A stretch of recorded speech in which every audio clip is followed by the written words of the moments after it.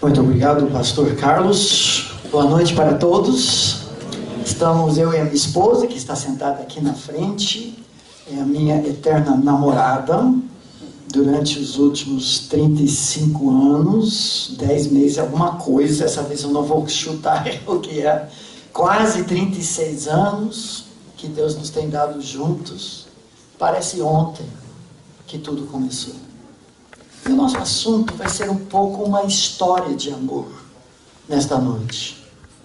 Um pouquinho da nossa história, mas muito mais pensando na sua história.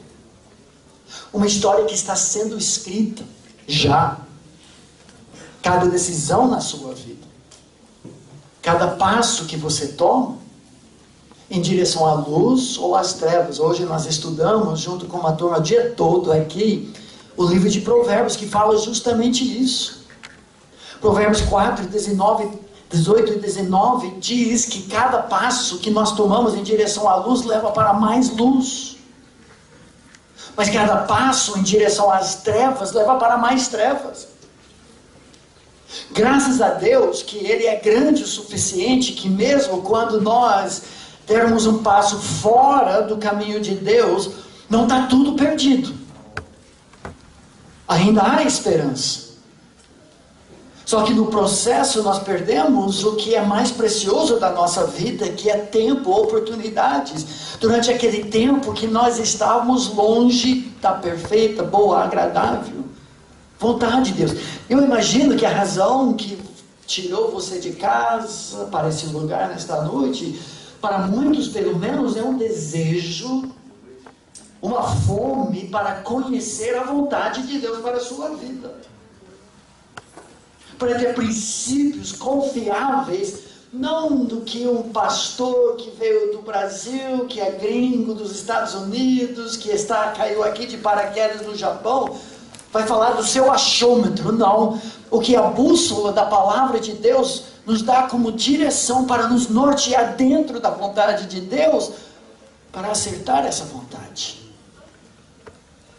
Eu e um grande amigo, que era meu aluno, também um dos pastores da igreja, onde também sou pastor há mais de 30 anos, pastor Alexandre Mendes, nós trabalhamos 2 livros juntos, com esse título, O Namoro e o Noivado. Não que eu, mas que Deus sempre quis. E um volume que acompanhou, que são perguntas e respostas. Agora, nós deixamos muito claro. Não são as nossas palavras, nós não somos autoridades sobre o assunto, na medida em que nossas palavras combinam com a palavra de Deus, então são palavras de Deus. Eu não estou aqui para falar sobre os nossos livros, e sim a palavra de Deus que nos norteia. A nossa história começou, como já falei, quase 36 anos atrás. Deus nos deu como casal 6 filhos. Pode falar agora. Nós temos hoje 14 netos. Descobrimos logo antes dessa viagem que o 15º neto estaria chegando. Essa história pode ser a sua. Acho que você não quer isso. Tudo bem, menos. Mas é uma aventura. A vida em família. Eu diria que os últimos 2 anos têm sido entre os mais difíceis da nossa vida. 20 anos atrás adotamos uma criança do lado inferior direito, com 10 anos de idade. Altos e baixos em todo o percurso. A nossa filha acabou deixando a nossa família por um tempo, voltou mais tarde, mas depois de casar teve 2 filhos deficientes. A última que nasceu 2 anos atrás, quando nós estivemos aqui, de fato, na Coreia do Sul, e logo em seguida, aqui a Radassa nasceu cardiopata. Desde então, a minha filha e a minha esposa, não a mãe da criança, porque ela não tem condições de cuidar dos 2 deficientes, e nós adotamos uma nova geração. Uma criança cardiopata que usa traqueostomia, tem sonda alimentar, nunca comeu pela boca, respira com oxigênio, ficou 7 meses no hospital, 4 na UTI, mas nós estamos juntos nessa. 2 anos difíceis. Mudou a nossa vida, o nosso ministério de ponta cabeça, mas é uma aventura da graça de Deus. Eu não queria enfrentar ondas assim, tempestades, sem a minha companheira ao meu lado.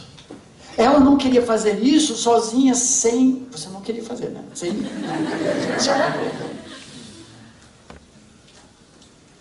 De coração, gente, sabe o que nós desejamos? Vocês jovens, são muitos jovens aqui. De todo o coração, o que eu queria para vocês, pela graça de Deus, é o que Ele nos deu. Amizade crescente ao longo dos anos. Eu quero morrer com ela. Se ela morrer primeiro, não. Se eu morrer primeiro, eu mato. Será que é possível isso hoje? É possível criar um relacionamento saudável em dias em que há tantos ataques, em que o inimigo que odeia a família? Há esperança para o namoro e noivado visando o casamento. Não estou falando de paparico, namoro de praia, ficar com um, ficar com o outro, usar um, usar outro. Eu estou falando de relacionamentos sólidos, verdadeiros. Eu não estou exaltando também o casamento acima da solteirice. Porque eu creio que é a vontade de Deus para alguns, talvez muitos aqui, que não se casem. Que dediquem sua vida para o serviço do Senhor, de corpo e alma, sem distração. Você tem condições dadas por Deus para fazer isso? Você não é cidadão de segunda classe. Todos nós vamos passar boa parte da nossa vida como solteiros. Como você está usando esse período na sua vida? Como vai usar no futuro, quando ficará solteiro algum dia? Pela viuvez, talvez. Não são cidadãos de segunda classe, nós temos que avaliar em primeiro lugar, será que Deus quer que eu tenha um companheiro, uma companheira, notem, do sexo oposto? Infelizmente hoje eu tenho que destacar isso. Para andar comigo na jornada da vida, para me complementar, para ser melhor amigo da minha vida, como ferro com ferro se afia, me afiando para ser mais parecido com Jesus. Alguns vão servir a Deus sem esse parceiro, pela graça de Deus, durante a sua vida. Agora, quando eu penso nesse assunto, eu não tenho como não pensar no versículo que eu lembro até hoje. Eu tinha acho que 15 anos, quando um pastor pregador meu lá nos Estados Unidos falou sobre Salmo 11, versículo 3, a pergunta que diz: quando os fundamentos estão sendo destruídos, o que pode fazer o justo? Uma boa pergunta. Quando os fundamentos estão sendo destruídos, será que tem esperança? Existe, sim. A resposta é refazer os fundamentos. A nossa casa no Brasil já é bem antiga, acho que tem mais de uns 50 anos a nossa casa. E num período nós descobrimos uma grande infiltração de água na parte inferior da casa e começamos a cavar e descobrimos mesmo que o problema é que a casa foi construída sobre encanamento de manilha, que é encanação de barro. E com o passar de tempo, a casa se assentando, as raízes infiltrando, quebraram os canos. O que nós precisávamos fazer? Isso estava afetando o quê? O fundamento. Inclusive, nosso quarto, por causa disso, se assentou de tal forma que se inclinou para o lado. E tem noites que eu acordo no chão porque eu fui rolando. Mas não é tão ruim assim. Agora ninguém vai comprar minha casa. Mas precisávamos refazer todo o encanamento para refazer os alicerces. É possível, mas é difícil. Agora, a palavra de Deus nos diz, e o texto que foi o tema do nosso casamento, 36 anos atrás, leia junto comigo o texto de Salmo 127, versículo 1. Todos juntos, acorda, igreja. Se o Senhor não edificar a casa, em vão trabalham os que a constroem. Salmo 127, 1. O oposto é implícito. Se o Senhor for o construtor da casa, não é nada em vão, vale tudo. Mas como fazer com que Deus construa? No dia 24 de julho de 1982, nossa história começou numa pequena ilha. Eu preparei tudo isso com jacaré dentro da água em volta para minha esposa não escapar. Meu sogro, que é muito criativo, ele até colocou blocos, fundamentos e pregou em cima desse texto, Salmo 127, 1, e nos deu o desafio: Jesus tem que ser o construtor do seu lar. Mas se você só começar no dia do seu casamento, é tarde. É possível, mas é tarde. Sabe quando nós começamos com nossos filhos a construir o fundamento do seu futuro lar? Quando nasceram. O exemplo da amizade conjugal, da resolução dos conflitos inevitáveis. Muitos casais hoje casam com estrelas nos olhos, achando que vida, casamento, romance, amor será um mar de rosas. Não é assim. Eu não quero que seja assim. Você queria ser uma palmeira plantada em shopping? Num canteiro raso? Sem raízes? Tudo bem, está tudo protegido, mil maravilhas dentro do shopping. Mas o que acontece quando vem terremoto? E os fundamentos são sacudidos. Ou você quer ser uma palmeira plantada à beira-rio, mar. Raízes que se aprofundam no solo da graça. Raízes que se entrelaçam com a vida do seu companheiro. As tempestades vêm, o tufão vem, o terremoto sacode, os furacões, mas só fortalece, só cresce essa aventura a dois. Não é de shopping.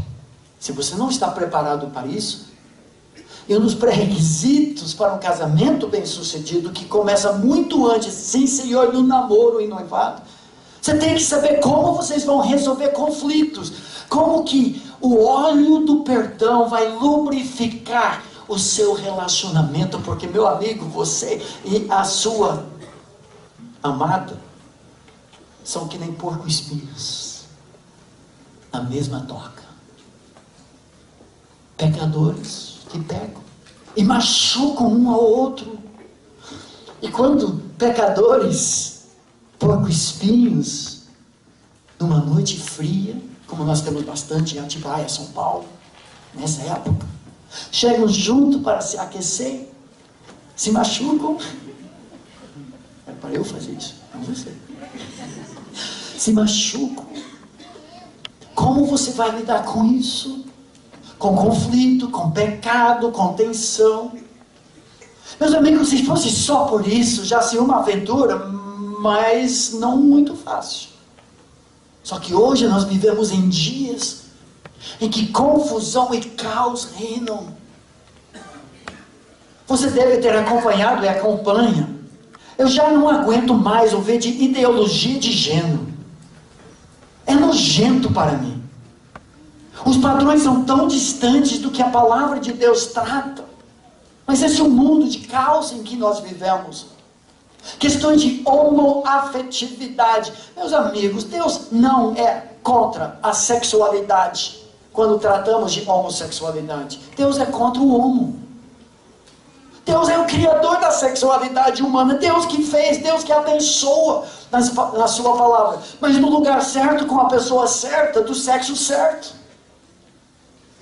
A homossexualidade não reflete a unidade em diversidade do casal casado, uma expressão da própria Trindade e do amor de Jesus para com a igreja. Confusão. Pedofilia, pornografia que está comendo a alma da igreja de dentro para fora, como aqueles cupins broca que eu tenho na minha casa no Brasil, que vai penetrando as portas e comendo. Do lado de fora está tudo legal, até você encostar na porta, está tudo oco. A igreja é uma casca, porque nós temos grandes porcentagens dos nossos jovens, não somente os meninos, homens, as mulheres hoje também de forma super não natural, viciados em pornografia, criando padrões horríveis, que muitos têm arrastando para dentro do casamento, homens forçando a mulher a práticas pornô, nojentos para elas, e às vezes vice-versa. Caos e confusão. Vocês talvez acompanharam todo conflito, caos mesmo, em termos do Banco Santander, do ano passado, com exposições em São Paulo, promovendo homossexualidade, sodomia, pedofilia, escolas de criancinhas indo, vendo essas coisas, em nome da liberdade da arte, a sociedade promovendo isso. E todo dia uma nova lei passando, antibíblica, antifamília, antirrelacionamento legítimo. Um tempo atrás a revista Veja, claro, para vender mais revistas na sua capa, é só colocar a palavra sexo e chama toda a atenção. Mas diz assim, na revolução de costumes, na geração Z, elas e eles se dizem neutros. E a sexualidade é fluida. E você não tem nada com isso. Me desculpa, Senhor, mas tem sim. Porque o Criador da sexualidade é quem dita as regras. Nós somos criaturas dele. Talvez para enfatizar a loucura do mundo em que nós vivemos, foi lançado ano passado uma propaganda da companhia aérea KLM no Facebook, para jogar na plateia desses movimentos de ideologia de gênero, LGBT e tudo mais. E colocaram na propaganda 3 cintos de segurança, arco-íris, e com a legenda que disse isso: não importa com quem você dá um clique. As pessoas olhavam para os cintos de segurança de avião e, peraí, somente 2 desses, um desses aqui funciona. Importa sim, porque 2 desses você morre. Só um deles funciona. E logo eles tiraram, porque foi um absurdo isso. Importa sim com quem você dá um clique. Enquanto isso, o que nós temos visto é uma epidemia de divórcio e imoralidade no Brasil. Hoje, no Brasil, 1 em cada 4 casamentos termina em divórcio. Nos Estados Unidos já chegou a 1 em 2 e depois melhorou um pouco. O problema, e aqui entra a nossa palestra. Só para vocês saberem, o nosso plano é dividir em 2 partes. Haverá um pequeno intervalo, quem precisa ir para o banheiro, tudo mais. Acho que o pastor Carlos tem alguma palavra. Vamos retornar para a parte menor e algumas perguntas e espero que vocês tenham respostas. Ou não, é um pouco o contrário, né?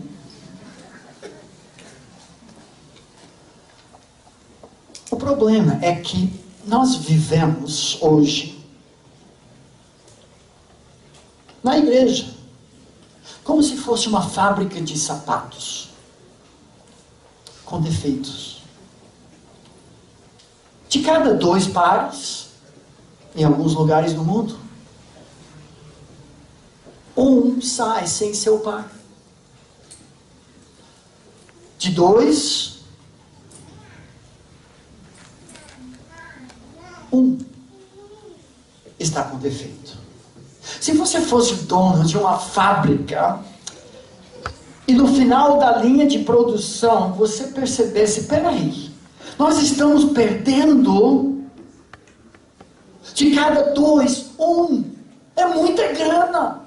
Certa vez nós ficamos hospedados na casa do dono de uma fábrica que exportava sapatos para o mundo todo, 600 mil pares de sapato por ano. Os filhos até faziam engenharia de sapato na universidade lá no sul do Brasil. Imagina aquele homem, ele vai perder 300 mil pares de sapato, eventualmente por causa de defeito. O que eu faria, se eu fosse aquele dono, é parar tudo, agora. Mas não é isso que nós fazemos. Ao invés disso, nós continuamos produzindo casaizinhos do mesmo jeito de antes. Meus amigos, nós temos que parar alguma coisa, nós temos que rever tudo. Se a linha de produção só produz mercadoria ruim, mude-a. Se alguma coisa que nós falarmos hoje à noite para nós, talvez isso é muito radical, que assim seja.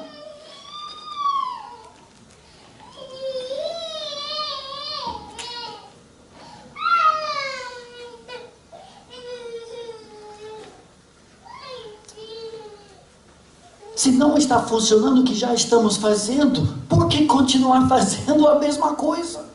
Isso não faz sentido nenhum. O que nós estamos fazendo é mais ensaiar o divórcio do que preparar para o casamento.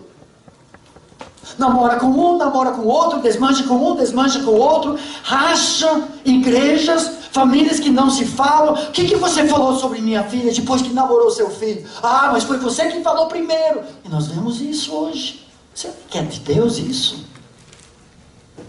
Será que estamos nos preparando mesmo?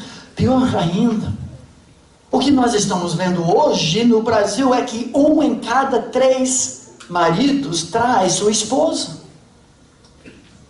Quase o mesmo número de mulheres com seus maridos. Um amigo meu fez uma pesquisa muito triste. Eu dirigi um programa de mestrado durante vários anos e escreveu a dissertação dele sobre o ministério com homens na igreja. Ele pesquisou 700 homens no Rio de Janeiro e região, frequentadores de trabalhos evangélicos com homens, e fez a pergunta: você já foi infiel à sua esposa? Entre esses 700 homens, 70% falaram sim. Você quer isso para seu casamento? Você quer fazer isso para sua esposa? É por isso que estamos aqui. Porque algo está errado. Última estatística, e nós vamos mergulhar no texto. O último ano que temos estatísticas, 2016, falando de imoralidade, que está comendo a alma da igreja. Autor evangélico, o pastor Tim Keller, nos Estados Unidos, descobriu que o maior site do mundo pornográfico, e são milhões mesmo, indústria multibilionária, um único site, entre tantos outros, o maior, mas um único, registrou 4,6 bilhões de horas de acesso, o equivalente de 524 mil anos de vídeo pornográfico, 92 bilhões de vídeos assistidos, o equivalente de 12,5 vídeos assistidos naquele ano por cada pessoa do planeta. E você imagina que são bilhões que não têm acesso a nada disso. Essa é uma epidemia. E talvez mais triste de tudo isso, nessa guerra espiritual, é que crianças com menos de 10 anos de idade assistiram 22% de toda a pornografia que pessoas com menos de 18 anos assistiram. Que é muito. Sabe o que estamos fazendo, gente?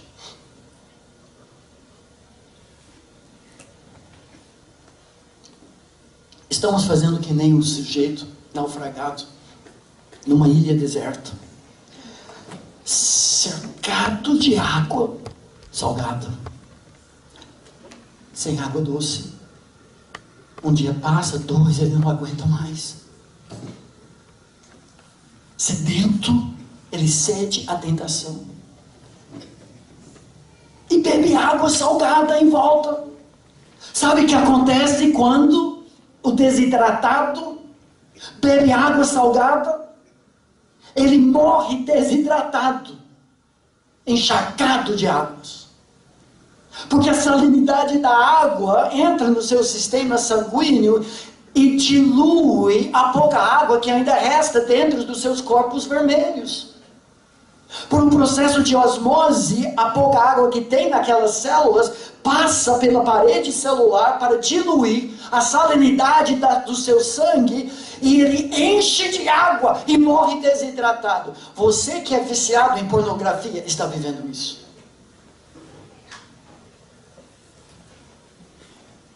Porque é uma droga. E quer, e precisa ter mais, e mais, e mais.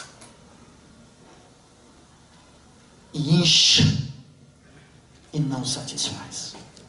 Porque não é o plano de Deus. Deus oferece para nós águas cristalinas em relacionamentos saudáveis, que satisfazem não durante alguns minutos, um momento de autogratificação, um vídeo assistido, mas durante 60, 70 anos. Rios e rios de águas saudáveis que correm dentro do seu leito. E é proposital o uso da palavra leito. Porque quando as águas do prazer sexual correm dentro do leito que Deus designou, frutificam, trazem vida, mas quando transbordam, as suas fronteiras detonam, matam, passam doentes, transmitem. Então a pergunta para nós não é: que namoro eu quero? A pergunta é: que namoro Deus quer? Primeiro, vamos definir o que eu entendo ser namoro nessa palestra para fins de estarmos na mesma página. Defino o namoro assim: namoro é o período de relacionamento que envolve duas pessoas do sexo oposto que assumem um compromisso mútuo, e aqui que é a frase-chave, com o objetivo de decidir sobre matrimônio ou não. Vocês precisam entender, quando eu falo de namoro, não estou falando do ficar.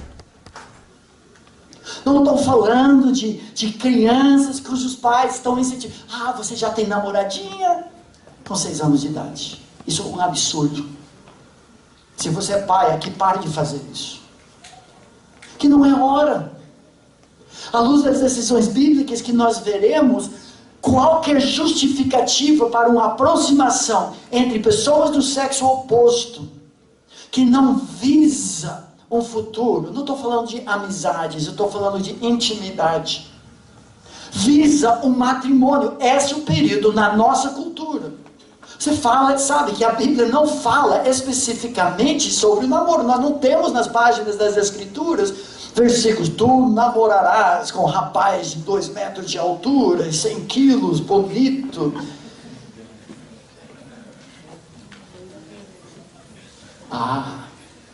Mas a suficiência das Escrituras traça princípios que influenciam culturas.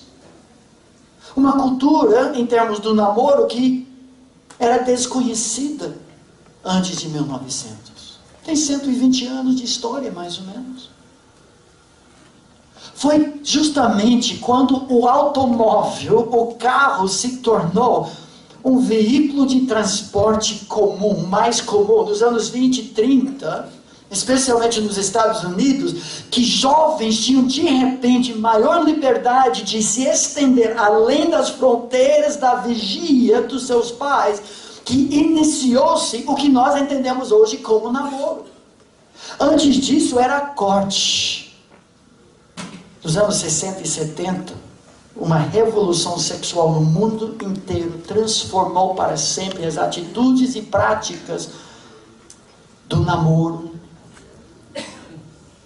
da imoralidade, da fornicação. Hoje, a porta se escancarou totalmente. E nós, como cristãos em Cristo Jesus, aqueles que já o conhecem, nós somos do contra.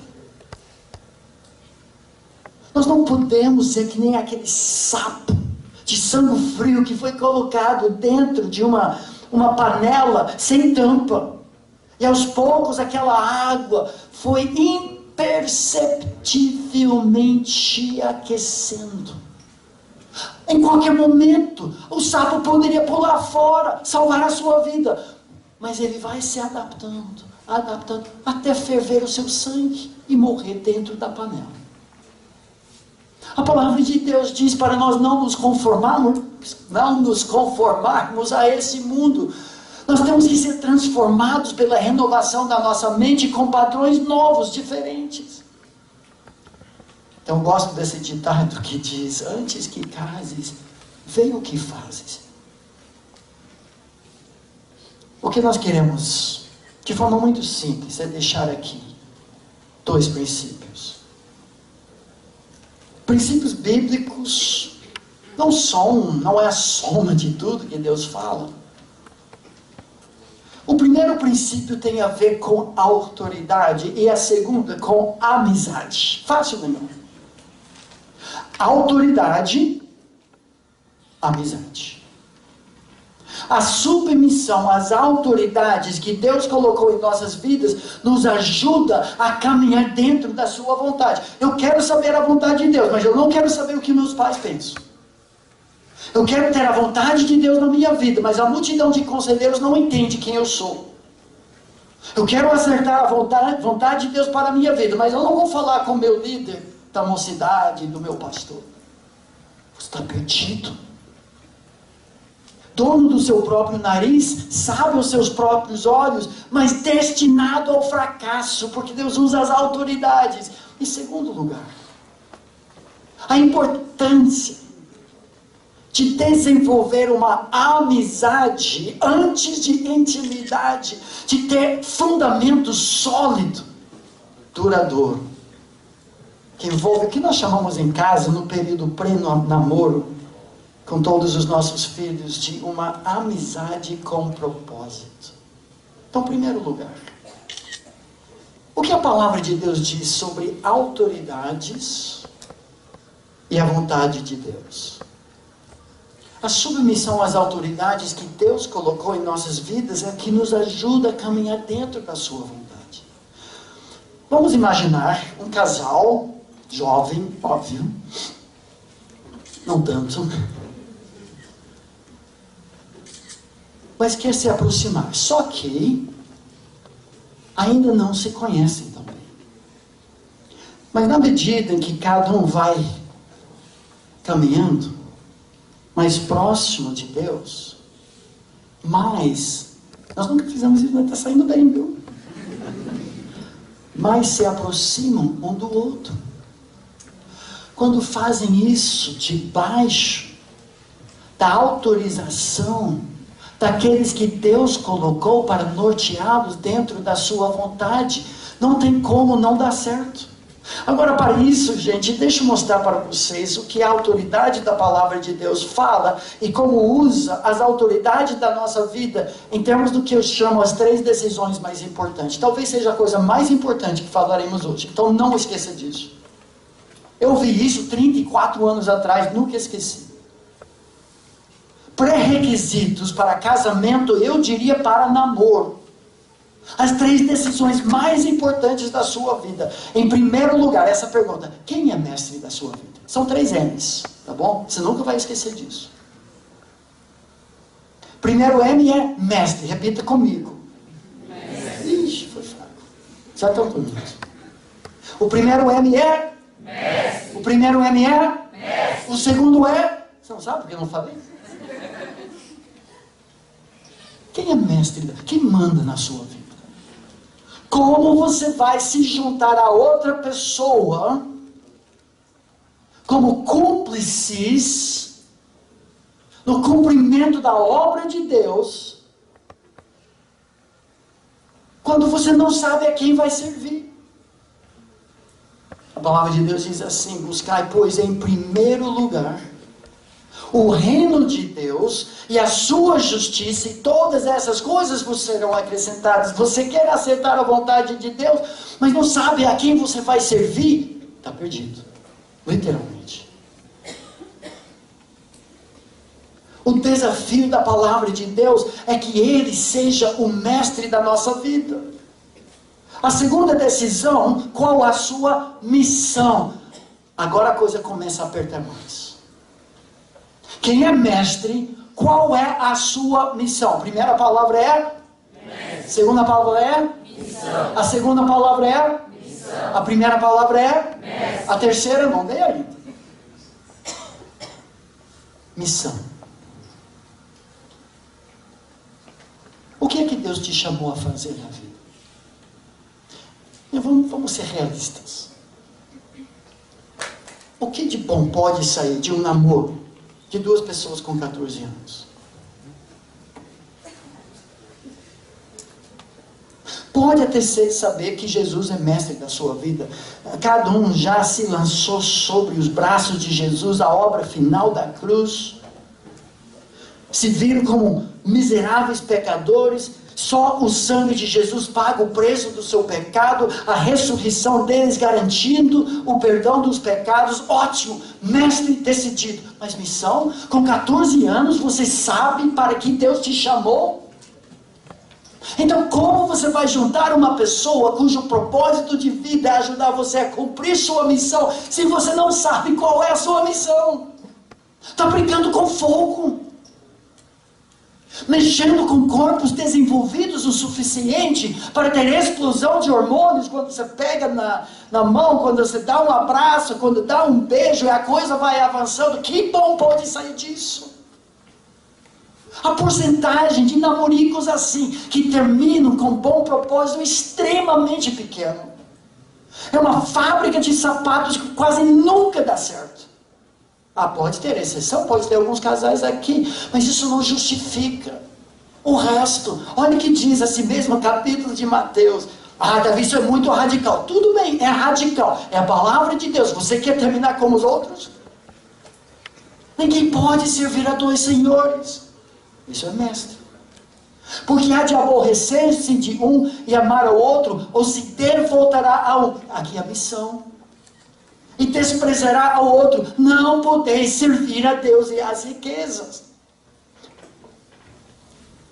É uma das razões que na nossa família, antes dos 18 anos, nem se pensa em namoro. De preferência para minha filha caçula, nem antes dos 40.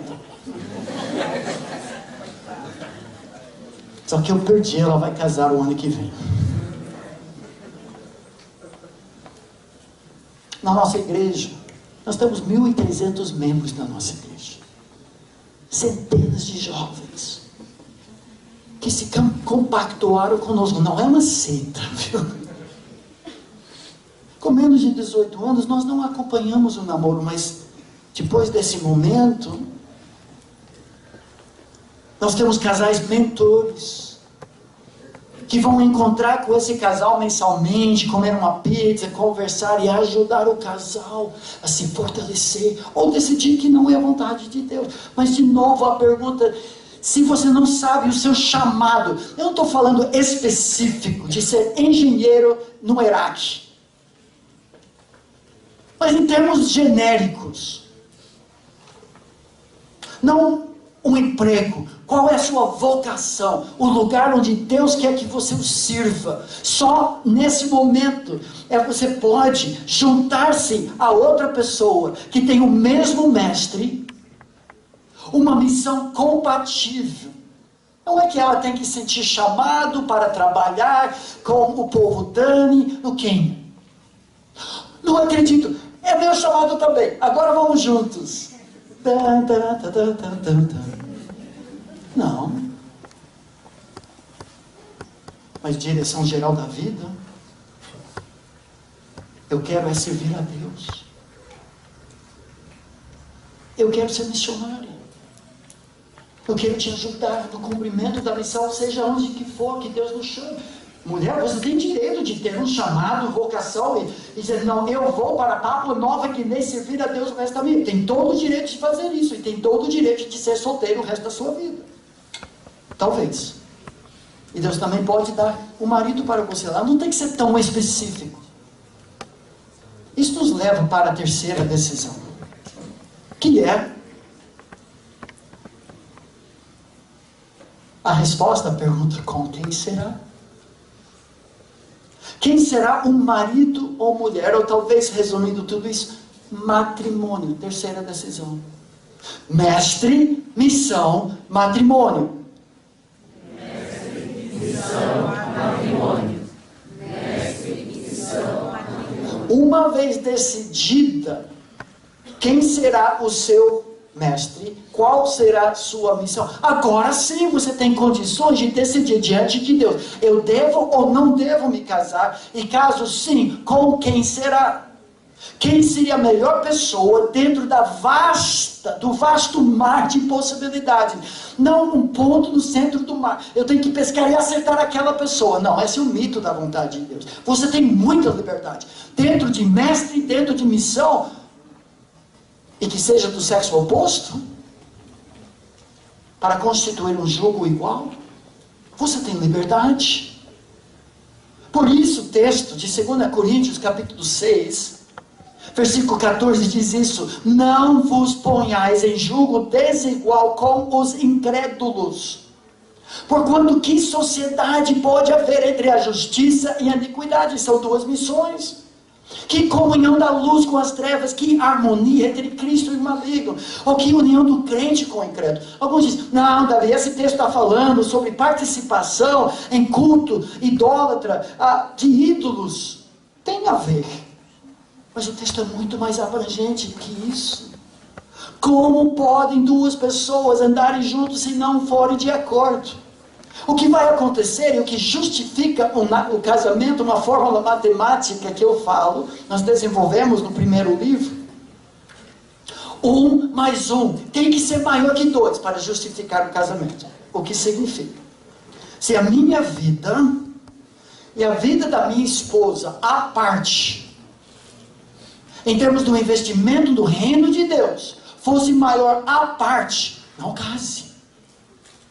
Mas se por vários motivos, necessidades emocionais, sociais, biológicas, espirituais, incompatibilidade de mestre em missão, se nós vamos reforçar um ao outro, e se o impacto da nossa vida para o reino de Deus, à luz da nossa missão, for maior juntos, case-se o quanto antes. Eclesiastes, em outro contexto, diz mais ou menos assim: se dois estão juntos e um cai, quase não fez dessa vez, o outro levanta o seu companheiro. Se um é friorento, e que é, ela está com frio, o outro chega junto e aquece. 1 mais 1 tem que ser maior que 2, senão não justifica o casamento.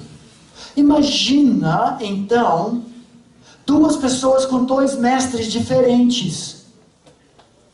Não chega a lugar nenhum. Imagina duas pessoas com missões diferentes. Se anulam. Isso chama-se o jugo desigual. Um bode e um jegue. Não chega a lugar nenhum. São mais ou menos assim.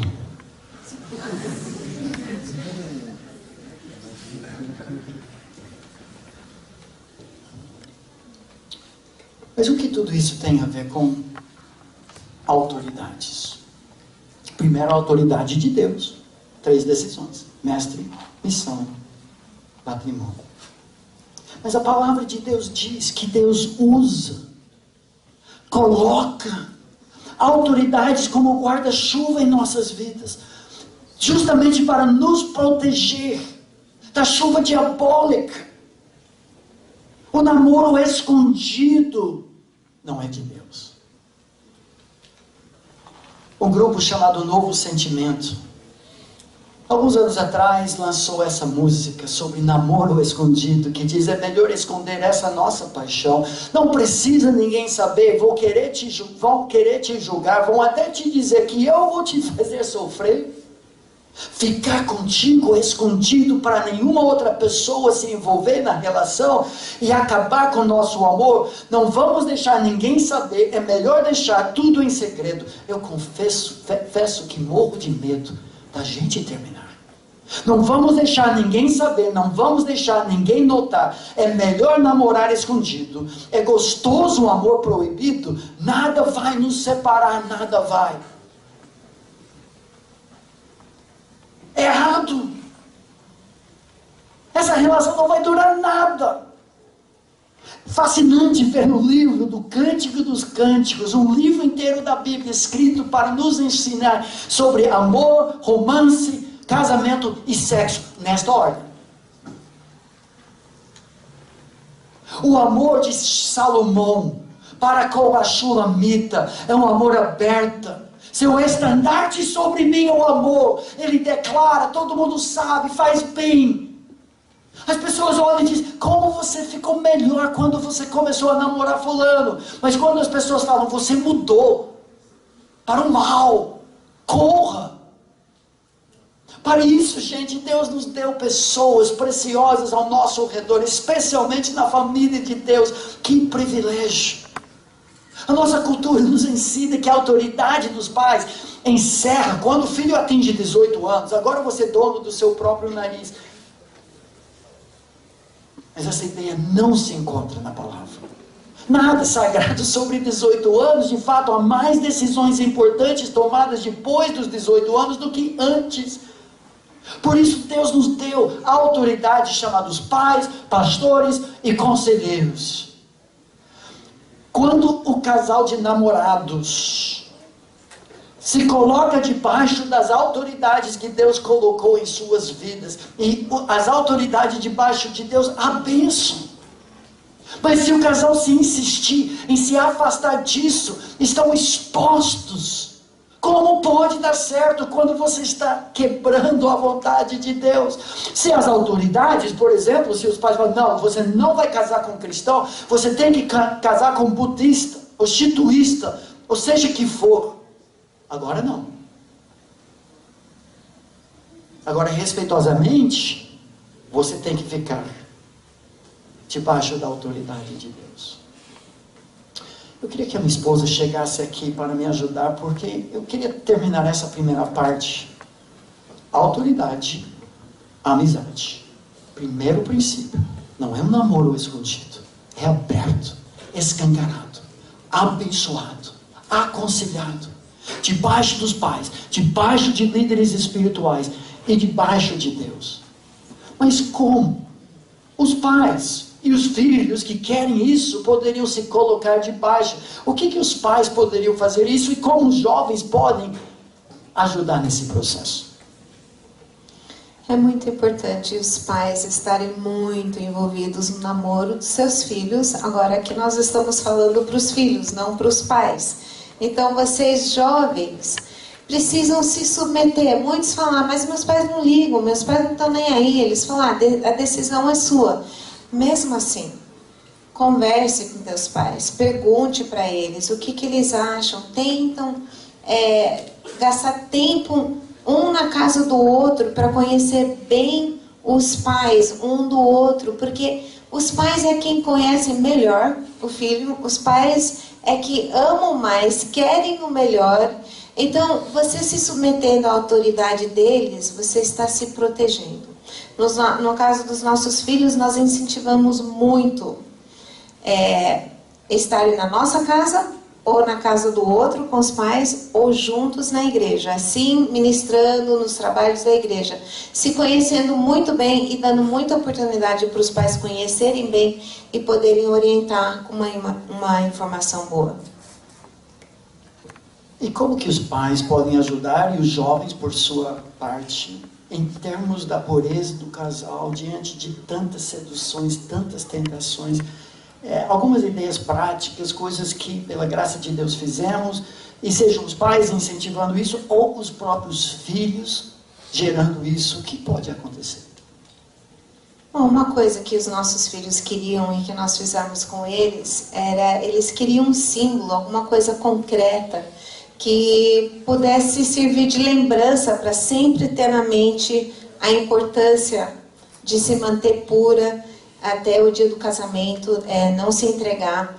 No caso das meninas, nós, quando elas eram bem jovens, assim, com 13 anos mais ou menos, nós compramos um pingente de ouro, um formato de um cadeado, mas um cadeado com um formato de coraçãozinho que tinha buraquinho de chave.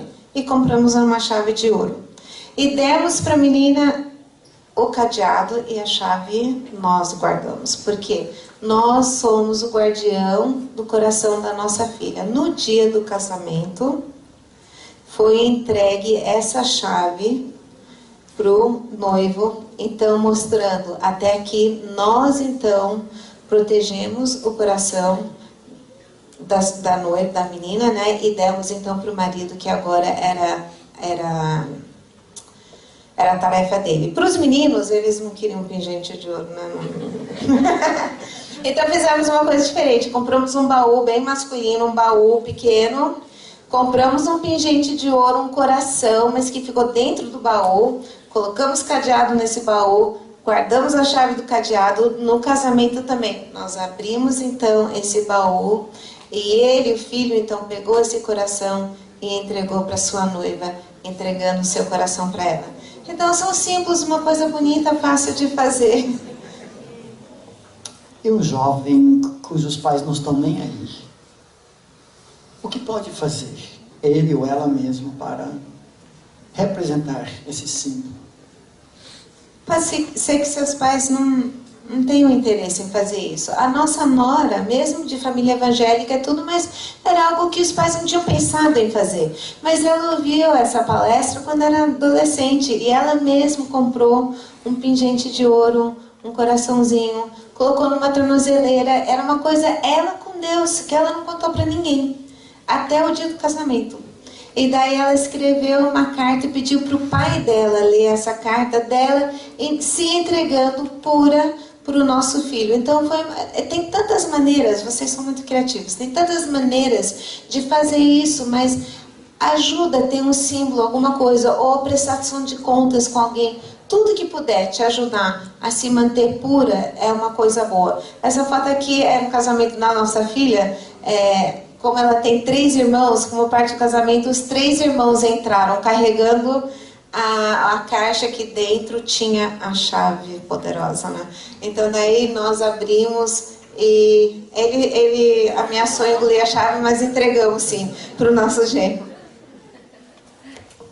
Aqui foi o momento em que a nossa nora explicou a chave, o coração que ela tinha guardado. Eu só quero dar uma palavra para líderes de igreja também. A igreja tem um papel muito importante em tudo isso também. A igreja precisa ensinar os pais sobre a importância deles serem os guardiões do coração dos seus filhos. Chamamos isso na nossa igreja do projeto Jó, de treinamento de pais de adolescentes. Precisamos instruir os jovens acerca dos padrões bíblicos quanto ao casamento. Eu elogio a liderança aqui fazendo exatamente isso, disponibilizando uma palestra nesta área, porque é uma área que nós não falamos muito na igreja.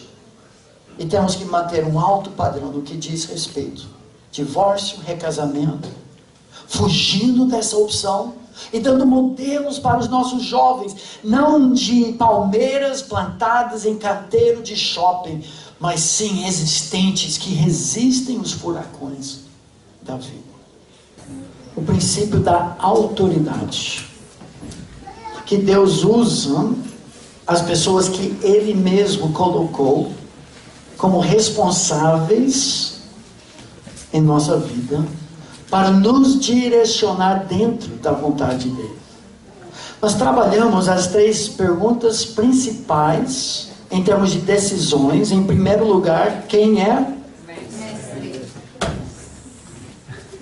Em primeiro lugar, quem é? Mestre. Qual a sua missão? Com quem será o matrimônio? Foi fraco. Então, mestre, missão, matrimônio.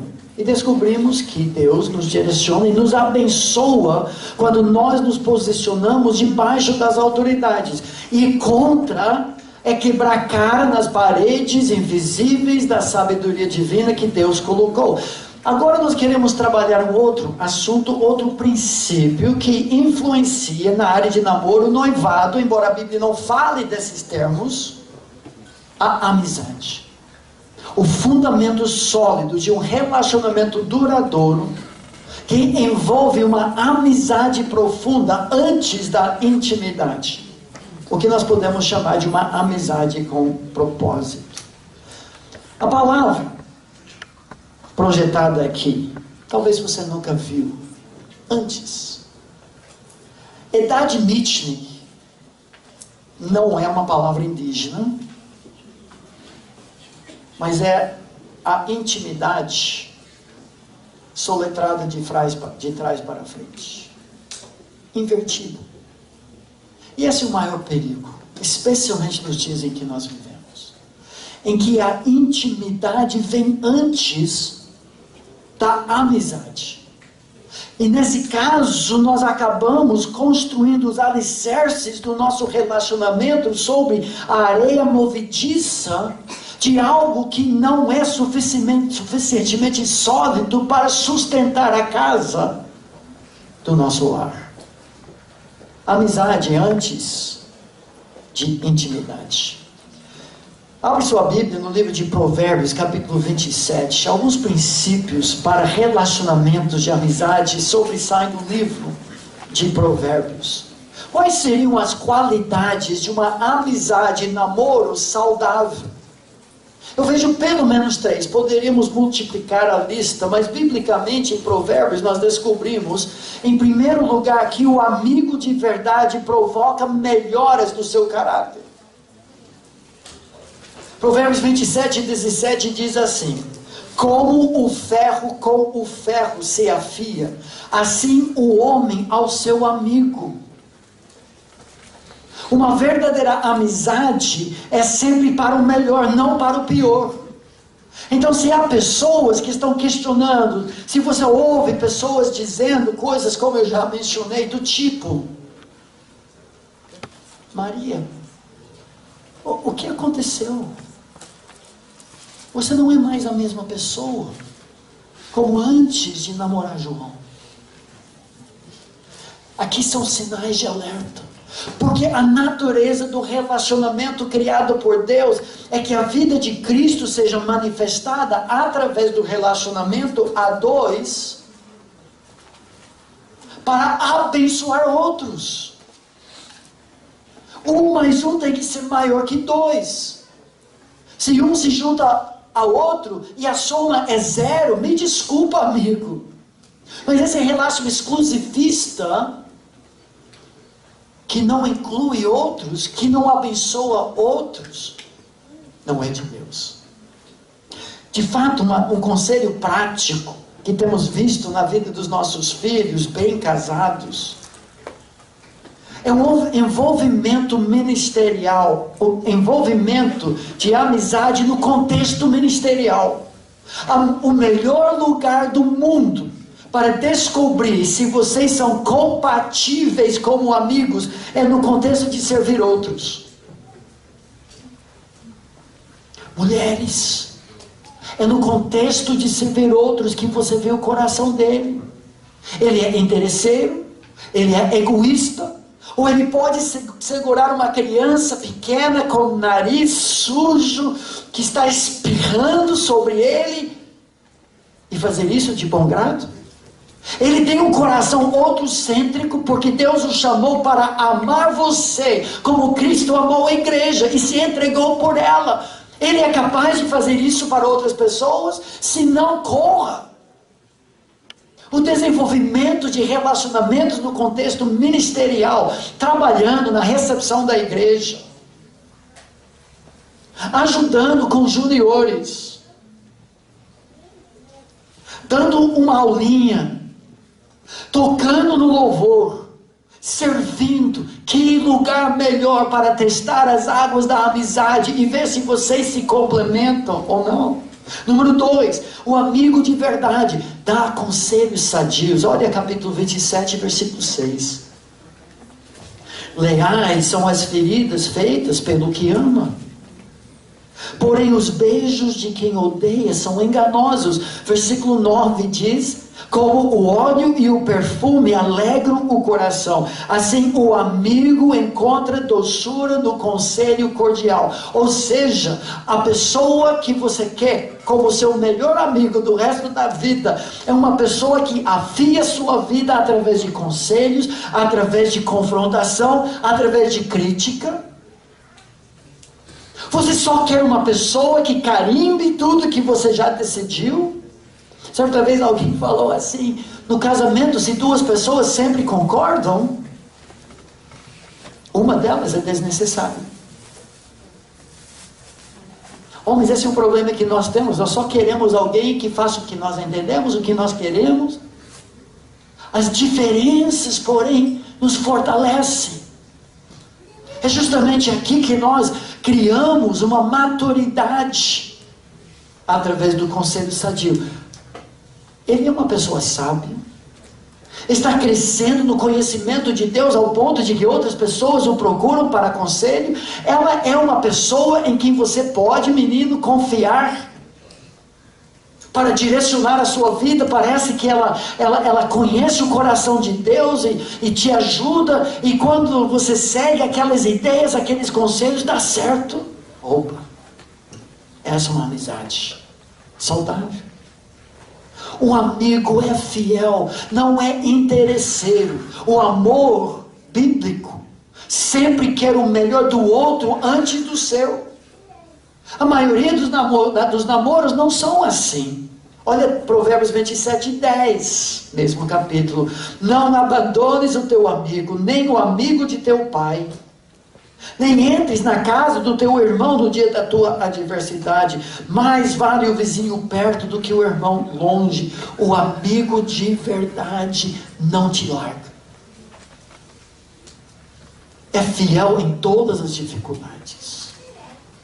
O fato é que no livro de Provérbios o que nós encontramos são esferas de amor dentro do que nós chamamos de amizade. O namoro saudável constrói devagar, passa pelas etapas. Nós vemos isso muito no livro de Cantares, em que tempo sempre é o maior aliado. Quem come apressado, come cru. Paciência. O livro de Cantares faz isso através de um refrão, nesse cântico que se repete 3 vezes, em que a sulamita, a noiva, clama para suas amigas: conjuro-vos, ó filhas de Jerusalém, pelas gazelas e servos do campo, que não desperteis, nem acordeis o amor, até que este o queira, não apresse o amor. Tempo é o maior aliado. Não é como aquela liquidação no shopping. Você tem que comprar agora, ou nunca mais vai ter essa oferta. É mentira de vendedor. Você não tem que se vender para o namorado ou namorada, se é amor de verdade. O primeiro relacionamento, você começa como colegas. O termo mais abrangente na língua hebraica, no livro de Provérbios, são pessoas, talvez, aqui nessa sala. Alguém que é da mesma igreja, mas você nunca teve um papo, talvez de uma outra igreja, de vez em quando tem algum intercâmbio. Você viu de longe, mas não tem mais. Mas, por qualquer circunstância, você consegue chegar mais próximo, o que a Bíblia chama de vizinho. Você fica no mesmo grupo pequeno da igreja, na mesma classe. Vocês fazem uma mesma viagem missionária. Vocês estão no mesmo time. São vizinhos. Mas com o passar de tempo e provas de confiabilidade, compatibilidade, envolvimento ministerial, saída em grupos juntos, e às vezes você acaba sentando juntos na praça de alimentação do shopping, e o papo vai, o papo vem, e você percebe que tem algo a ver. E uma pessoa ou outra, e talvez um conselheiro fala: você já pensou em fulana? Não. Começa a se aproximar, e com o passar de tempo chega no nível do que o livro de Provérbios chama daquele que ama. Agora é sério. Porque mesmo que não combinar no casamento, esse nível exige que você procure, como nos outros também, mas de forma mais íntima, sempre o melhor máximo da outra pessoa. E às vezes isso significa dizer não ao casamento. Porque o melhor para aquela pessoa não é você, é uma outra pessoa. Mas o livro de Provérbios descreve o casamento como sendo o nível mais profundo de amizade. Casamento bíblico é aliança, define-se como aliança, compromisso, até que a morte o separe. É uma sala matrimonial em que você entra e tranca a porta e joga a chave fora da janela. Porque se não fizer isso, vai ter motivo de divórcio. Vai. Tem. Mas quando vocês se trancam dentro da mesma sala, com o compromisso, aconteça o que acontecer, nós vamos resolver os nossos problemas. Impressionante quantos casamentos sobrevivem. Quando chega nesse nível, porém, se for corrido, você pode levar uma facada nas costas.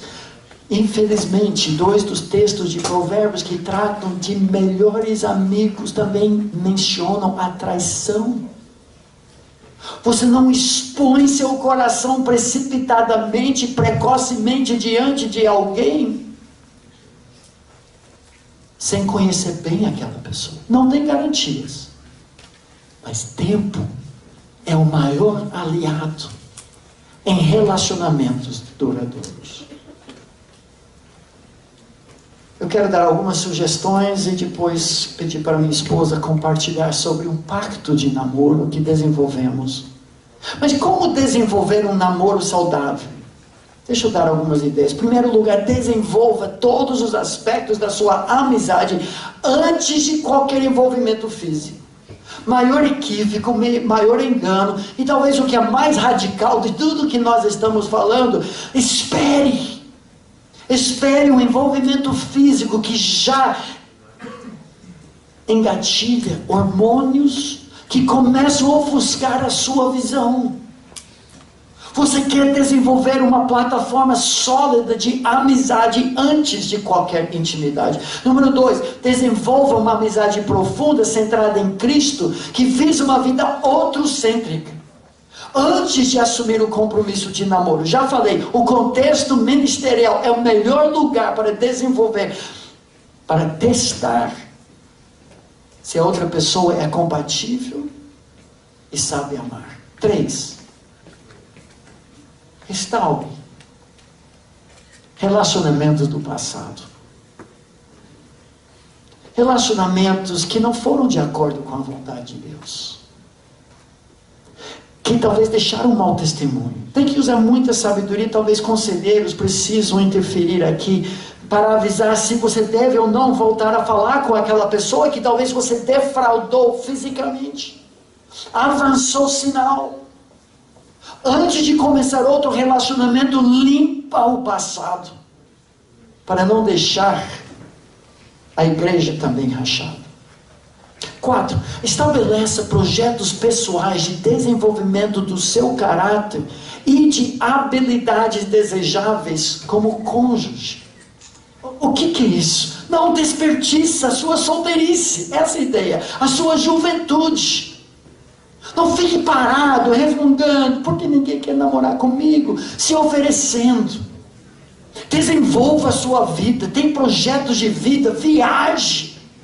É agora, talvez nunca mais. Não fique parado, resmungando porque você não tem alguém ao seu lado. Desenvolva qualidade de caráter para tornar-se mais desejável e tocar a sua vida. Enquanto isso, algo que nós recomendamos para os nossos filhos.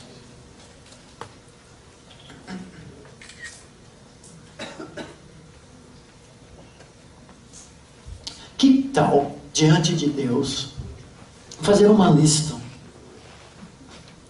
Conhecendo a si mesmo, ou aos poucos se conhecendo melhor. Seu mestre, sua missão, áreas fracas e fortes da sua vida. Que tipo de pessoa você acha diante de Deus você precisa para somar com sua vida, para contribuir para o reino? Que tal fazer uma lista, 5, 7, 10 itens que você está atento, para não diminuir o seu padrão? Por favor, não faça isso. Não caia no desespero. Muito melhor você ser solteiro e desejar ser casado do que ser casado e desejar ser solteiro. Antes que cases, vê o que fazes. Faça essa lista, mas não faça só pensando em você, pensando na glória de Deus, a pessoa com quem você será mais compatível, enquanto você mesmo desenvolve essas qualidades de caráter. Número 5. Formular uma ideia das qualidades de caráter e características essenciais e não essenciais. Aqui é a ideia que eu peguei carona do número 4, mas dividir essa lista, o que é essencial. Primeiro lugar, que conheça Jesus de verdade, uma conversão comprovada. Número 2, que tem uma missão compatível com aquilo que eu sinto que Deus quer que eu faça. Número 3, aqui é opcional do seu desejo, que tem o desejo de morar no Japão o resto da sua vida. Você tem direito de colocar isso. Mas talvez não essenciais, que seja um atleta que joga basquete muito legal, porque você gosta e acha que seria legal. Isso é negociável, outros não. E 6, estabeleça seus próprios padrões de namoro, baseados na palavra de Deus, antes de se envolver emocionalmente com alguém.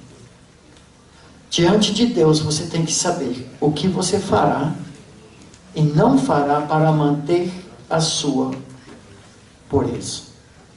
Uma das coisas que nós fizemos junto com nossos filhos, e nós vamos terminar com isso e depois abrir, se alguém tem alguma pergunta, não sei se alguém quer moderar isso ou se vamos só receber de vocês. Pode explicar o que a gente tem feito e, mesmo não tendo pais fazendo isso, como eles poderiam adotar um pacto semelhante? Nós fizemos um pacto com os nossos filhos para eles avaliarem bem, pensarem bem essa ideia de namoro, que tipo de pessoa e tudo mais, e para nós estarmos bem envolvidos na vida deles. Então, no nosso caso, eles eram bem jovens, antes de pensar, de ter idade de namorar, mas já para eles irem aprendendo qual seria o padrão da nossa família para o namoro. Então, no nosso pacto tem realmente bem mais coisa do que aqui, mas é mais ou menos essa ideia. Vou namorar somente com uma pessoa crente. Tem que ter o mesmo mestre. Vou namorar somente com crentes com o mesmo compromisso de Deus. Essa pessoa está crescendo, está conhecendo mais e mais a Deus, ele é comprometido com a obra de Deus, com a pessoa de Deus. Vou namorar somente com o encorajamento das autoridades que Deus colocou em minha vida. Se as pessoas que são autoridades, sejam meus pais, sejam líderes na igreja, estão contra, então eu vou confiar que Deus está usando essas pessoas para me mostrar algo que eu não estou enxergando. Então não vou namorar se for contra as autoridades na minha vida. Vou evitar contato físico até chegar ao compromisso mútuo visando o casamento.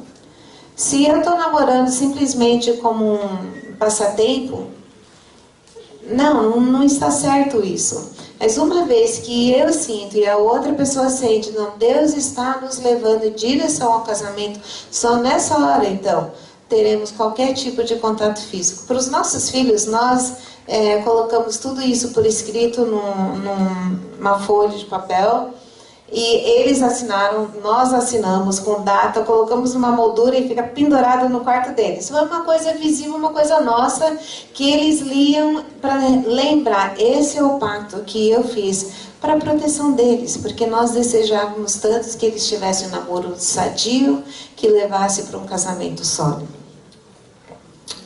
Eu esqueci de algo que eu queria também dar para vocês. Qual seria a progressão normal e natural de um namoro saudável? Primeiro, envolvimento com pessoas do sexo oposto em grupos maiores e no contexto de ministério. Segundo, envolvimento com a pessoa em quem está interessado junto com outros familiares. Eu precisei, isso é bem radical mesmo, eu não entendi nada disso na época, mas por um concílio familiar da minha esposa, eu tinha que viajar dos Estados Unidos para o Brasil em 1980, a custo próprio, passar 8 semanas em estágio familiar, junto com alunos do Seminário Bíblico Palavra da Vida, onde hoje eu leciono, para no final daquele tempo receber a permissão ou não de namorar a minha princesa, a princesa deles. Mas o que é isso? É o envolvimento da família, porque são as pessoas que vão apoiar o casamento, você não quer eles do contra. Finalmente, aos poucos, você gasta mais tempo individual com a pessoa oficializando o que era um namoro, melhor, uma amizade com propósito, para então namorar, noivar e casar.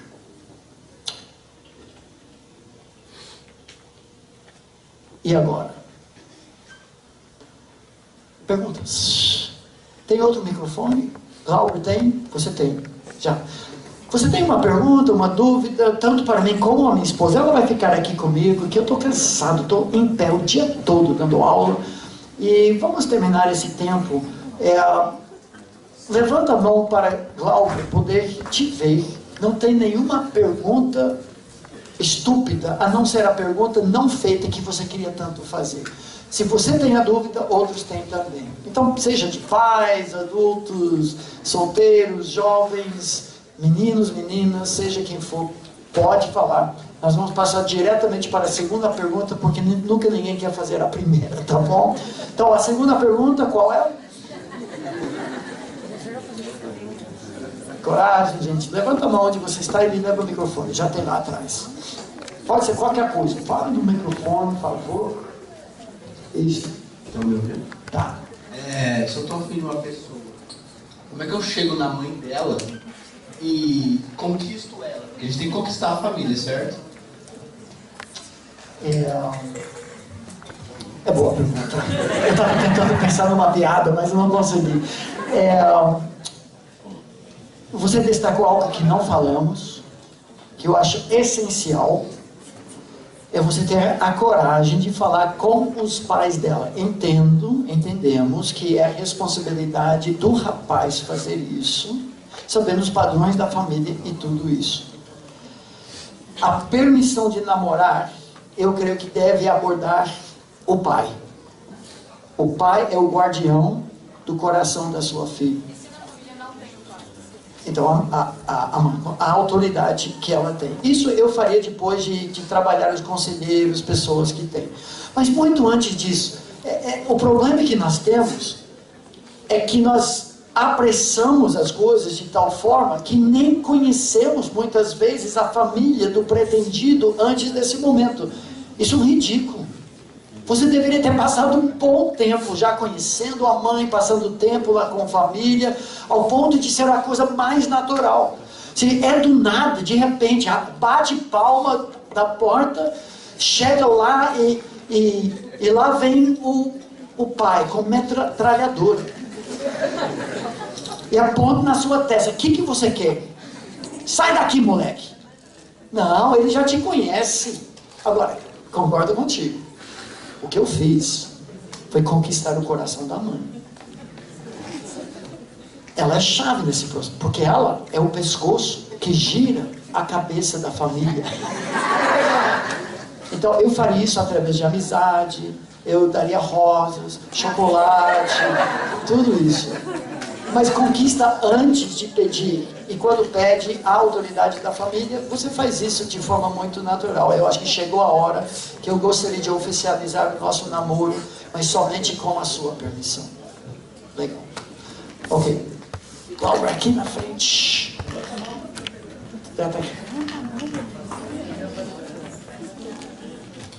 Ok. Vivemos na época da tecnologia.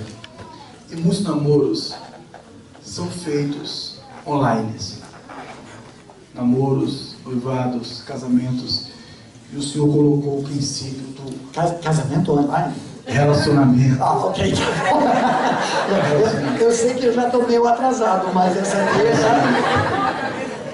A ideia é como aconselhar nossos jovens, os pais, esse tipo de relacionamento que está tão frequente em nosso meio. Ok, eu preciso dizer que eu não sou contra.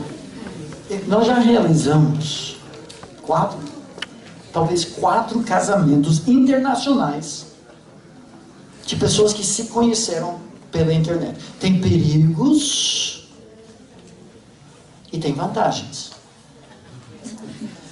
Você tem que filtrar bem, que tem muita sedução, tem muito engano. Gente, parêntese aqui, falando de tecnologia... Ah, obrigado. Eu não aguento. Não, você...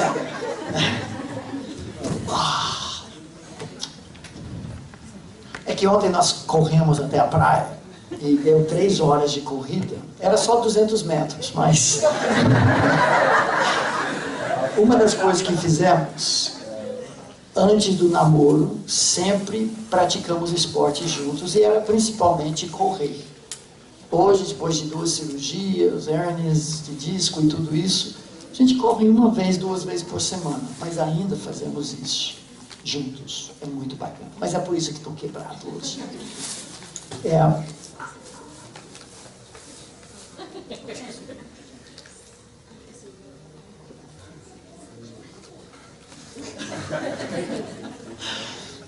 Temos que tomar muito cuidado com os filtros, o tipo de pessoa, o engano. Mas vamos imaginar que tem razoável confiança de que é legítimo, é uma pessoa de verdade, a foto é aquela... agora sei o que eu ia falar, o parênteses.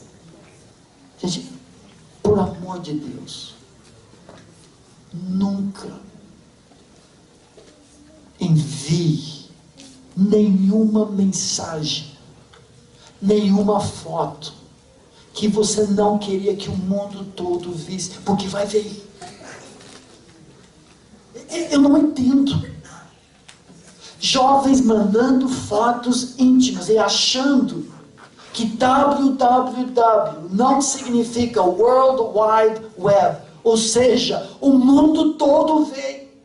Vocês sabem disso melhor do que a minha geração. Não faça isso.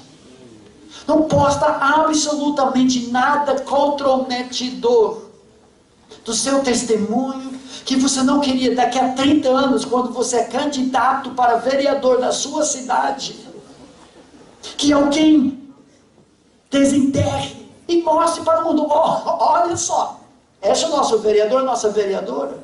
Por favor. Agora, voltando para a sua pergunta, a vantagem, qual a vantagem de um relacionamento? Digamos com alguém de outro país, longe, mas parece que tem tudo a ver, mesma missão, mesmo mestre, mesma missão, objetivos de vida, compatibilidade. É que você desenvolve uma amizade sem intimidade física precoce.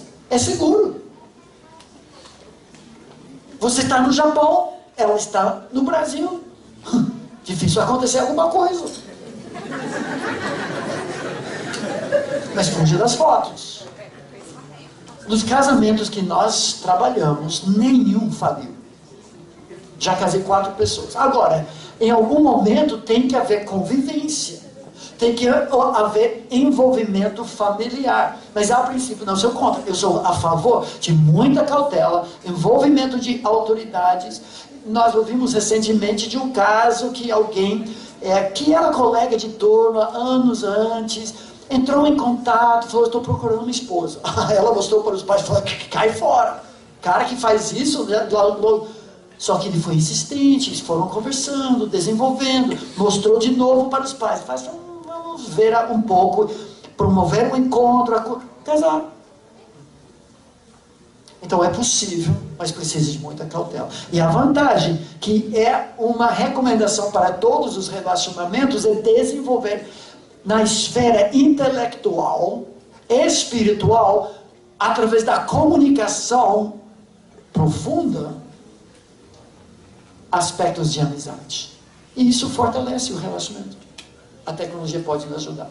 Ok? Outra? Aqui na frente, lá atrás. Eu quero namorar uma menina de outro ministério. Eu devo ir para a igreja dela, ela deve vir para a minha. Como que pode fazer? Vocês têm que plantar uma igreja.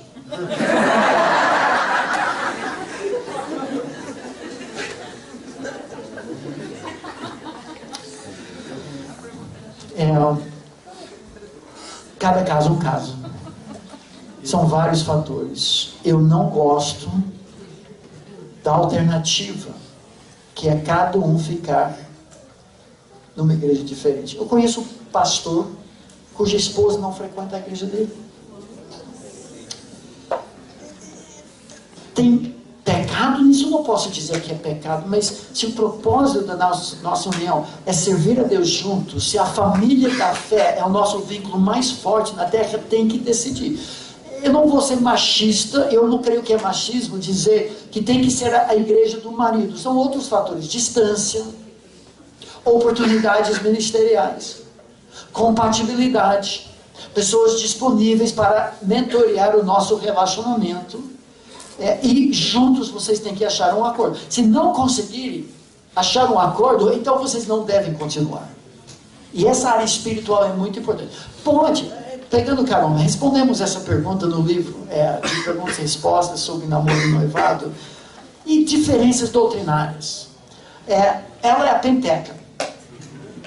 E ele é conservador, frio que nem... Não vou falar. Cláudio, estou brincando. Nem creio no Espírito Santo. Não é isso. Você tem que avaliar se vocês conseguem servir a Deus juntos, com diferenças. Um é calvinista roxo, o outro é arminiano cor-de-rosa. A Glória usou dessa aqui. Gostou. Vai ser difícil. Vai. Porque cada semana ela vai perder a salvação, enquanto ele persevera. Mas é importante trabalhar essas diferenças. Desculpa, brinquei com eu não deveria ter feito isso. Próximo. Ixi, pastor Hélio.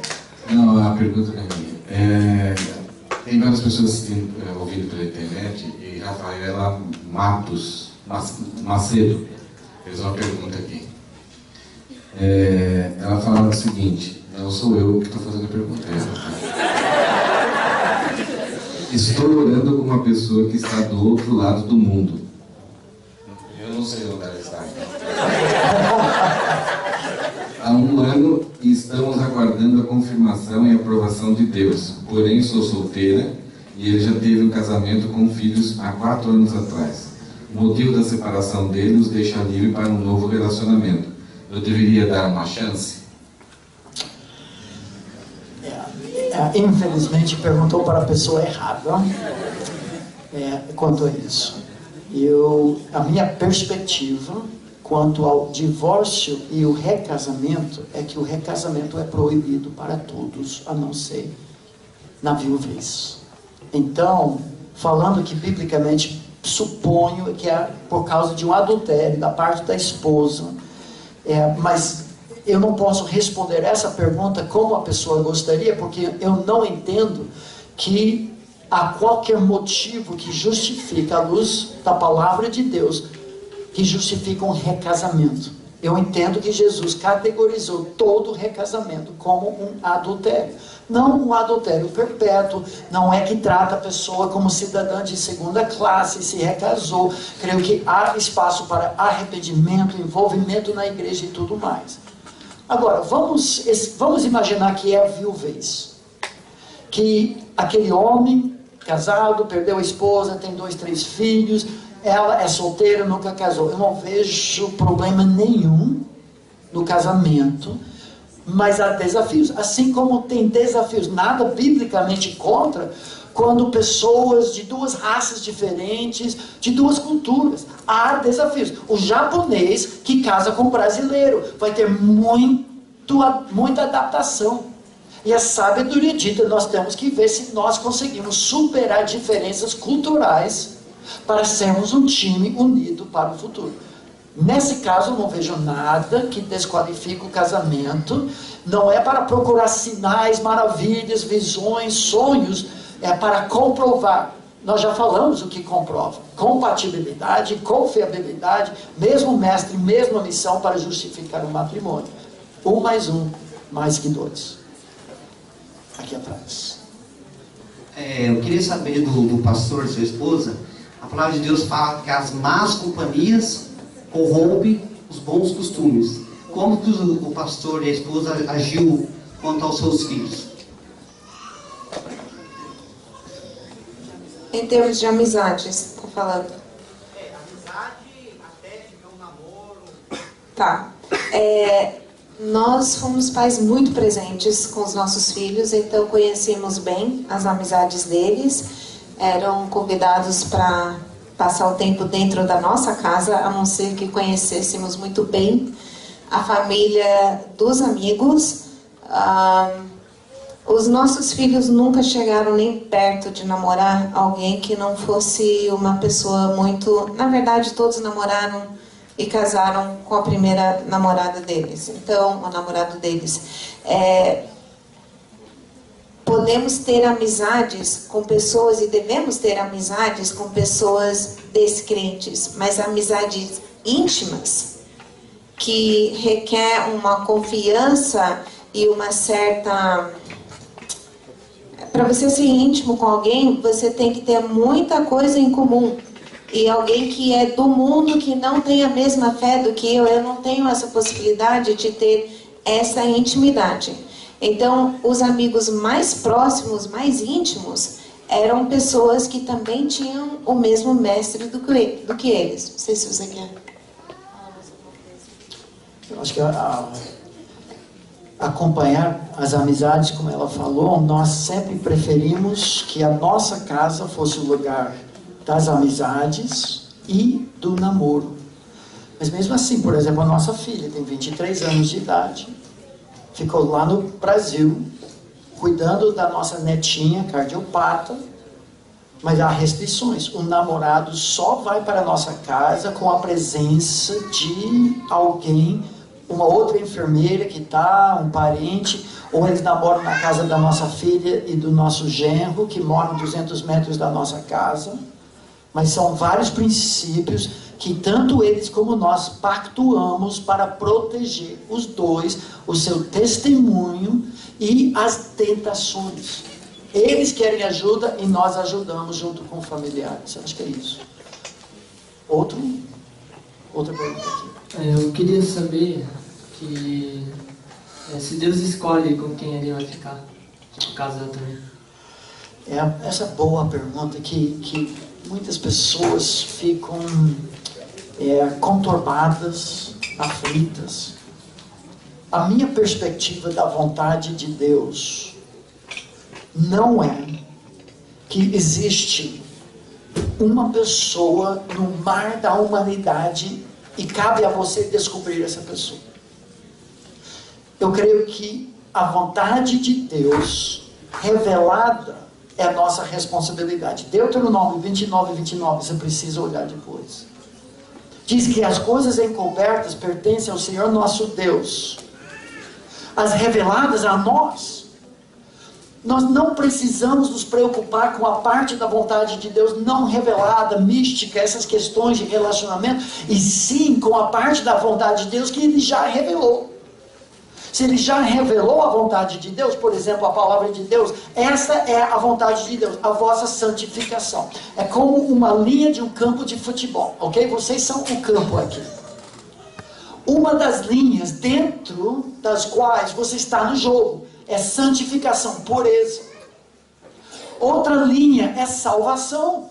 A vontade de Deus é que todos sejam salvos. Outra vontade de Deus é sede por Deus. Santificação, salvação, sede por Deus. Essa vontade de Deus, diz o apóstolo Paulo, orar sem cessar, regozijai-vos sempre, em tudo dai graças. Sede por Deus. Dentro desse campo da vontade de Deus já revelada, eu estou jogando. Lá fora, eu estou brincando. Eu posso fazer embaixada, mas eu não estou no jogo. Agora, uma vez dentro do que eu chamo da vontade de Deus moral revelada nas Escrituras, eu tenho liberdade. Eu não preciso descobrir aquela pessoa. Eu sigo os parâmetros. Mas em campo, eu posso passar, eu posso fitar, eu posso chutar. Agora, tem jogadas que são melhores que outras. Isso exige o técnico. Qual é o seu nome? Lucas. Passa a bola, cara. Chuta! Tem conselhos, sábios, mas não é a sua responsabilidade descobrir uma pessoa mística que Deus, como se fosse um mal-humorado, ele está escondendo a vontade. Deus está mais interessado que você descubra a vontade dele e viva a vontade dele do que você está. Porque o reino dele, a glória dele. Então, acalme seu coração. Eu creio de todo o meu coração. Quando nós nos preocupamos com a parte da vontade de Deus já revelada, Ele cuida do resto. E Ele vai fazer isso quando você está no pior lugar do mundo, sem candidatos, sem perspectiva. Alguns de vocês talvez estejam numa igreja pequena, de brasileiros, poucos jovens. Abra os olhos. Hoje. Não, desculpa.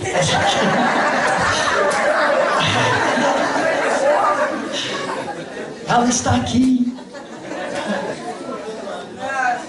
O livro de Cantares conta a história. Canta e conta a história de uma jovem shulamita trabalhando debaixo de um sol forte, longe do palácio,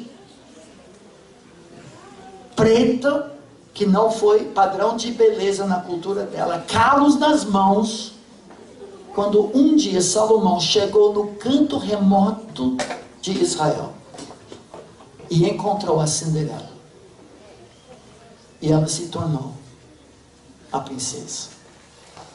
A providência de Deus vai suprir a sua necessidade. Quem come apressado, come cru. Espere, não procure um ponto no centro do mar, mas preocupe-se com a vontade de Deus já revelada. Devido ao pouco tempo que temos, só mais duas perguntas, tá? Ok. Do Marcel Duas. e do Thiago ali no fundo. Vamos. Boa noite, pastor. Boa. Minha pergunta é a seguinte. O pastor disse durante a palestra que o pastor pastoreia uma igreja com 1.500 membros. Eu sou um de 9 pastores. E nisso o pastor disse também que existem mentores dentro do ministério da igreja, né? Sabemos que numa sociedade o indivíduo ele tem o seu valor e a obrigação do pai e da mãe instruir os seus filhos para que essa micro comunidade se torne uma grande comunidade e todos ajam em favor de toda a sociedade. E que em governo existem pastas ministeriais que essas pastas comunicam à sociedade e ao governo as suas necessidades. Diante disso, como que o pastor trabalha na igreja com esses mentores, orientando os pais e os jovens, como nós estamos vendo muitas dúvidas dos jovens, minha filha também tem dúvidas que assim, às vezes são difíceis para nós pais responder pelo pouco conhecimento bíblico e até mesmo uma faculdade intelectual para que possamos responder bem eles. Ok. E quanto a esses mentores, está lidando com a igreja no sentido de instruir os pais e assim os nossos filhos terem mais segurança em estarem buscando os pais e também os mentores dentro da igreja? Rapidamente, a igreja oferece para jovens com mais de 18 anos, se os pais querem deixar filhos menores namorarem, é problema dos pais. Mas a igreja se envolve nos casos de jovens que já estão adiantados e maduros.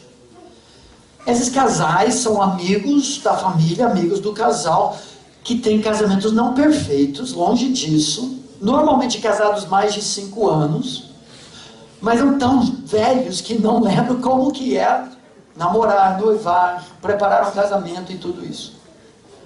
É sugerido um encontro por mês com esse casal de mentores, sair para comer uma pizza, um lanche, algo simples. Recomenda-se na nossa igreja, vários deles usam o nosso primeiro livro, que a minha esposa mencionou, estabelecendo alicerces como guia. E acaba sendo um aconselhamento pré-nupcial ao mesmo tempo. Você tem toda a razão que há assuntos não confortáveis ou que pontos cegos, talvez, que os pais não veem. Por exemplo, nós viajamos o mundo todo dando esse tipo de casados mesmo, todos os estados do Brasil, escrevemos livros, mas a nossa filha e o namorado, nós não aconselhamos. Quem faz isso é o pastor de jovens da igreja. Nós acompanhamos o coitado do rapaz. Ele já leu Homem Nota 10, ele já leu o Mapa do Tesouro, ele já leu... o cara, ele tem que ler 16 livros para começar a chegar perto da minha casa, para pensar em falar comigo sobre beber uma água na minha casa. Não é tão ruim, mas quando ele sofreu. Tem 2 futuros cunhados que são pastores, um que é capitão da aeronáutica americana e outro que é um dos pastores da igreja. Então ele sofreu muito, mas valeu a pena, que a minha filha é a princesa mesmo. Também educamos. Então eles são acompanhados pelo pastor de jovens da igreja e nós também trabalhamos muito isso. Na igreja, nós temos vários projetos, mas de ensino de pais de adolescentes, por exemplo. Meu filho, quando era pastor de adolescentes, começou um projeto Jó que intercedia pelos seus filhos adultos, de equipamento dos pais em como lidar com esses assuntos com seus filhos, jovens, adolescentes e etc. Então, algumas respostas sobre como nós fazemos de prática. Eu vou falar mais uma coisa. Até recentemente, me parece que talvez já houve a primeira exceção. Vocês não vão acreditar nisso, mas estou nem aí, que eu vou embora segunda-feira. Numa igreja que tem 38 anos, hoje tem 1.300 membros, fiz uma frequência de 1.000 pessoas no culto da noite e 800 no culto da manhã, 2 cultos no domingo. Das pessoas da nossa igreja, criadas na igreja com esses padrões, até recentemente, talvez ainda hoje, não houve até agora sequer um divórcio. Nenhum. Divórcios houve, mas pessoas que chegaram muito depois, ficaram pouco tempo, já estavam em crise. Mas os que seguiram esses padrões foram criados na igreja. Isso é um milagre, gente. Nos dias em que nós vivemos, o que estamos dizendo é quando você tranca a porta e joga a chave fora da janela. Uma vez eu joguei a janela fora da chave, mas não deu certo. Joguei a chave fora da janela. Resolvem-se os problemas. E Deus é glorificado. Davi, essa posição é muito radical, é dura demais para a pessoa divorciada e tudo isso. Não há muito graça para essa pessoa. Mas sempre se fala em graça para o divorciado. E a graça para a vida de vocês. A graça que visa a próxima geração e o exemplo dos pais, quando não há saída, você resolve o problema e o jovem vê, esse negócio do casamento é sério. Se eu entrar, eu fico. Isso é graça. Para uma nova geração, corações de crianças que não vão ser rachados. Seus corações. Ok, última pergunta, porque está na hora de ir para casa. Deixando claro a dúvida de um amigo meu, né? A pergunta não é minha. Claro que eu sei. Pediu pra eu perguntar aqui, qual o tempo ideal de namoro para decidir se vai casar ou não? Excelente. Ezequias 39, versículo 22, diz que o tempo ideal é de 2 anos, 6 meses, 7 dias e 3 horas. Pode conferir em casa. Você quer responder isso aqui? Eu estou cansado.